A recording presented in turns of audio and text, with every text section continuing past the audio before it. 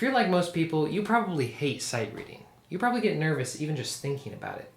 But I've got a secret for you. You don't have to. In this video, I'm going to share with you 6 tips that can help anyone master sight reading at the piano.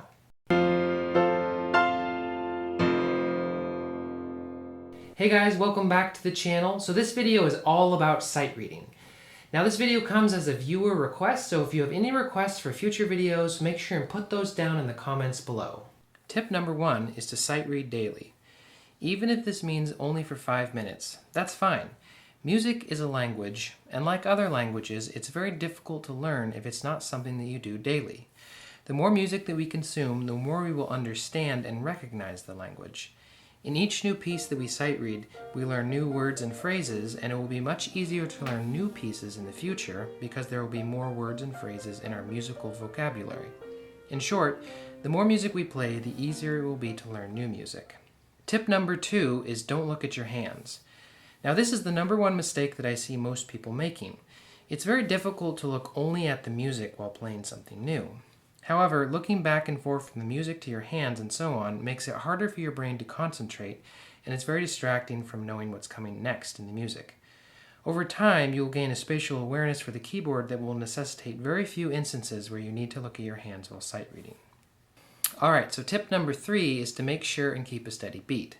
This is also a very common mistake. 1, 2, 3, 1, 2, 3, 1. Because half of sight reading is reading rhythms, it is very important to make sure that the rhythm is precisely accurate. In fact, I think that the hardest part about sight reading is reading the rhythms. Oftentimes, making sure that the beat is steady and the rhythms are precisely accurate means playing incredibly slowly. Even so slow that it seems, well, wrong. Even pathetically slow.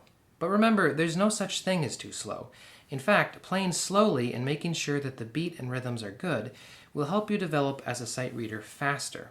I might even suggest getting a book that has rhythm drills in it and going through the whole thing to practice reading rhythms perfectly at sight. And real quick, if you guys are enjoying the video, don't forget to smash the like button. And if you haven't done so already, make sure and subscribe so you don't miss any future content.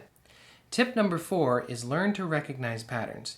You probably won't be surprised to know that there are many recognizable patterns in most music.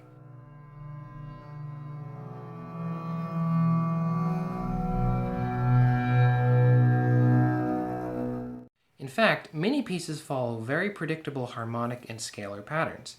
Being able to recognize these patterns is essential to becoming a good sight reader.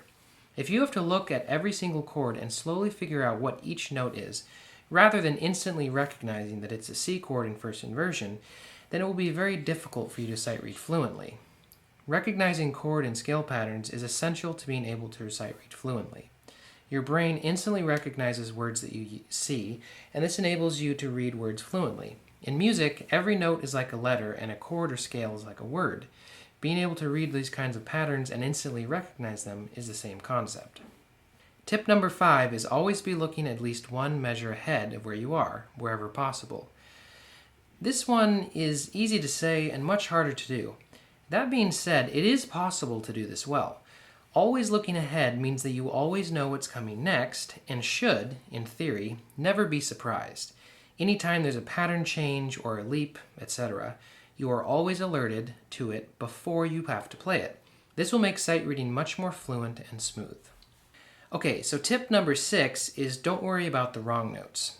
Now this is kind of a bonus tip that is somewhat of an add-on to number 3. However, I thought it was important to add as a separate tip because it's very important. Oftentimes people are so worried about playing wrong notes that they end up stopping and hesitating constantly throughout a piece that they're sight reading. This habit will make it very difficult to sight read fluently. Even if you only play half the notes correctly, that's fine, just keep going. Oh, so you want me to play La Campanella? Sure thing.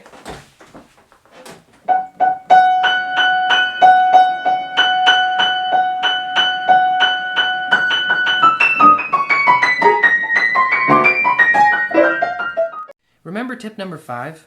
Well, you can't be looking 1 measure ahead if you're always worried about 1 measure behind all the notes that you didn't play correctly. Even if you only play the downbeats, that's okay. Even if you only play the right hand correctly, that's fine. Even if you only play the bass and soprano notes, that's okay. Over time, you will learn to get all the notes. In fact, a fabulous way to practice this is to sight read duets with a partner. Because you won't be able to stop, your partner will keep going even if you're struggling. This will teach you to keep going no matter what and not worry about playing wrong notes. I think that these 6 tips are the keys to mastering sight reading at the piano. I know for myself, I went from being a mediocre sight reader to being a great sight reader with lots of confidence by applying these 6 tips. And I guarantee that if you take 5 minutes every day and apply these 6 tips, you can become a great sight reader too. Alright, so that's it for this video. I hope it was interesting and informative. If you guys have any questions or requests for future videos, make sure and put those in the comments down below. As always, thank you so much for watching, and I'll see you guys next time. Ich trolle nicht, und wenn das Herz